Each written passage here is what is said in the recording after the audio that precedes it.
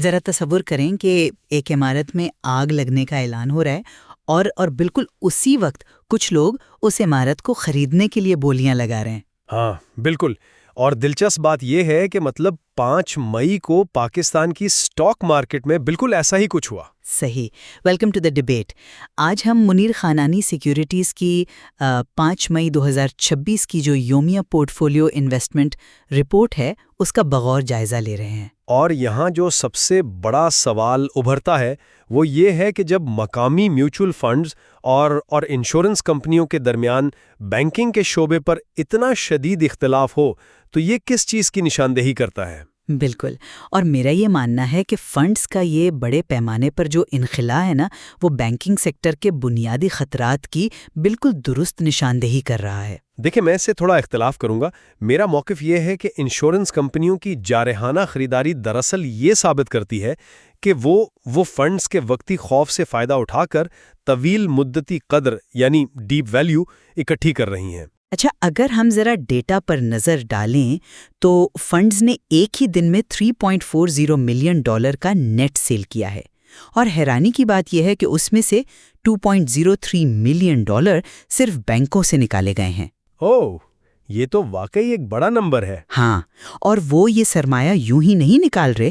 مطلب کالج کے طلباء کے لیے اگر اسے آسان الفاظ میں سمجھاؤں تو وہ اپنا پیسہ ENPs یعنی ایکسپلوریشن اینڈ پروڈکشن سیکٹر کی طرف لے جا رہے ہیں، جہاں انہوں نے $0.75 ملین کی خریداری کی۔ صحیح، کیونکہ ENPs کی آمدنی ڈالر سے منسلک ہوتی ہے۔ بالکل، یہ مقامی معاشی جھٹکوں کے خلاف ایک بہترین ہیج ہے، جبکہ بینکس جو ہیں وہ پوری طرح مقامی شرح سود پر انحصار کرتے ہیں۔ آپ کی یہ بات درست ہے کہ بینک شرح سود سے متاثر ہوتے ہیں، لیکن فنڈز کا یہ رد عمل مارکیٹ کے حقائق سے زیادہ ان کی اپنی ساختی مجبوری کی عکاسی کر رہا ہے۔ ساختی مجبوری؟ وہ کیسے؟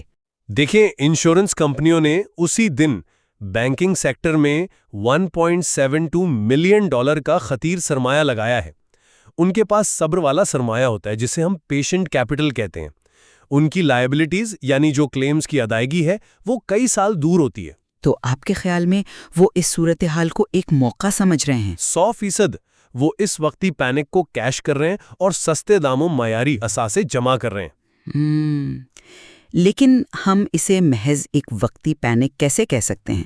اگر آپ اسی رپورٹ کے موجودہ مالی سال کے اعداد و شمار پر غور کریں۔ جی، FY26 TD کا ڈیٹا؟ ہاں، بینک سے اب تک مجموعی طور پر $1079.86 ملین کا انخلا ہو چکا ہے۔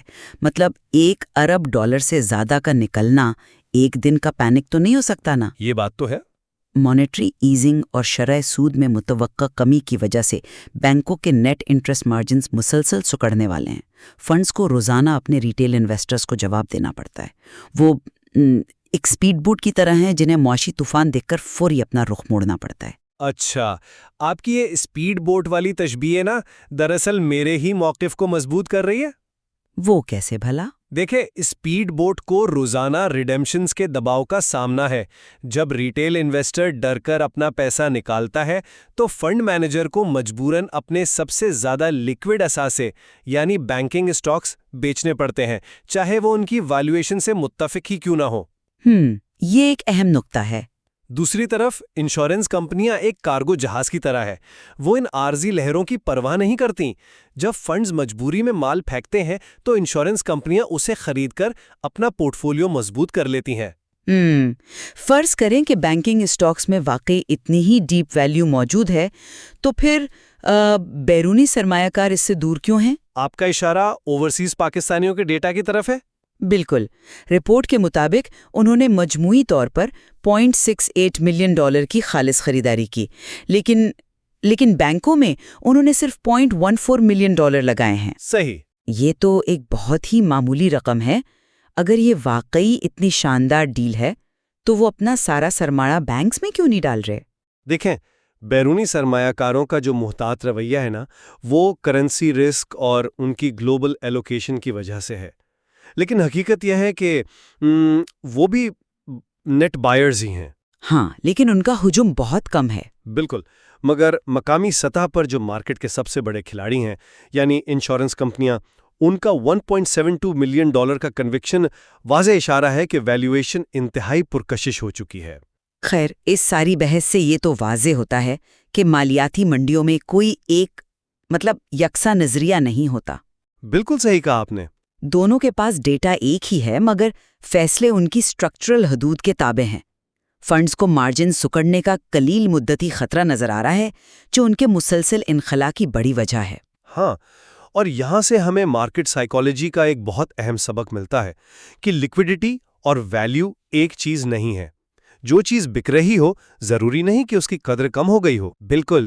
اور اب دیکھنا یہ ہے کہ انفرادی سرمایہ کار جن کا یومیہ تجارتی حجم $80 ملین سے بھی زیادہ ہے، وہ مستقبل میں کسے درست ثابت کرتے ہیں۔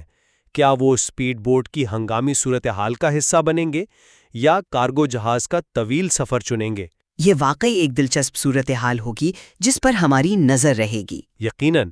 تو سامعین، اس کے ساتھ ہی ہماری آج کی بحث اختتام کو پہنچتی ہے۔ مزید تجزیوں کے لیے ہمارے ساتھ جڑے رہیے۔